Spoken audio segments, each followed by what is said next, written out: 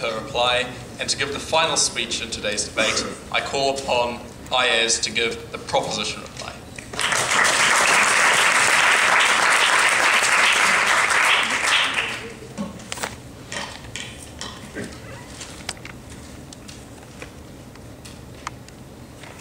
What we have on Team Canada is a side that believes that justice that can't see the past is blind, while we have a Team New Zealand that will systematically ignore past repression simply on the grounds that time has passed.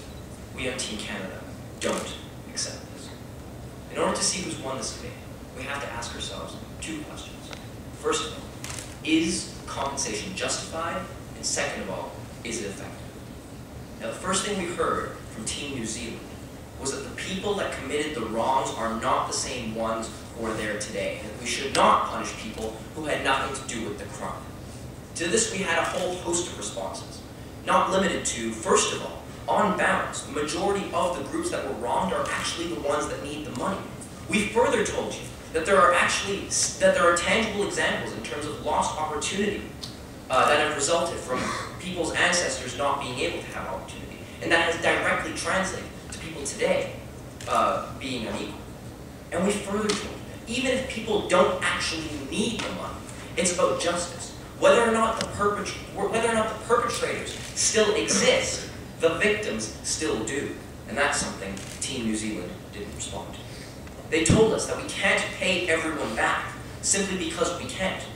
First of all, they gave us absolutely no response to our analysis of lost opportunity. But furthermore, we told you that just because you can't pay everyone back, it does not mean that you should not try to pay some people back, ladies and gentlemen. It does not mean that a state should not be responsible for its actions.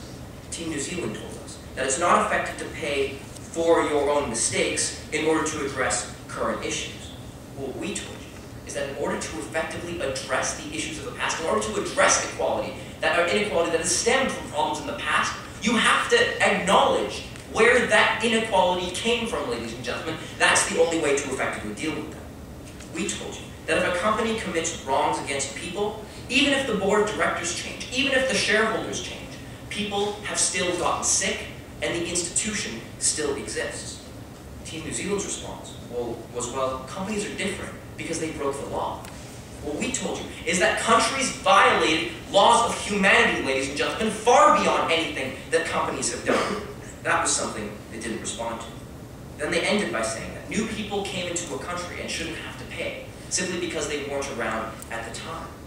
But what we told you is that when you come into a state, you pay into the system, even if you don't want what it does for you, ladies and gentlemen. Even if you don't want the healthcare system, you still have to pay for it. Even if you don't want the education, you still have to pay for it. And that is something Team New Zealand hasn't responded to. And that is what shows us that a state is more than just a collection of individuals. It is an independent construct.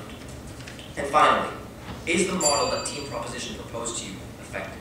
Team New Zealand told us that it's ineffective because you give compensation to people who don't need it.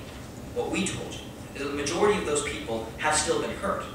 Their response was, well, some of them are still really well off and they don't need our help. What we told you is that even if that's true, ladies and gentlemen, you don't lose your rights to your property if you end up rich, ladies and gentlemen. Just because you end up well off, it does not mean that justice does not have to be served in your name. And that was something New Zealand never responded to. We talked to you about intergenerational ethics, about how states need to be accountable for their future actions and their past actions. Team New Zealand's response was nobody's going to accept the deterrent because they think that their future people, that their future generations won't have to pay. Ladies and gentlemen, that is because of Team New Zealand. That is because of the model that Team New Zealand has proposed by not making people accountable for the actions of the people in the future, ladies and gentlemen. And that, ladies and gentlemen, is why Team New Zealand's case falls flat. So in the name of justice, and because time does not heal all wounds, because we still see the effects of systematic oppression and killing today, we beg to propose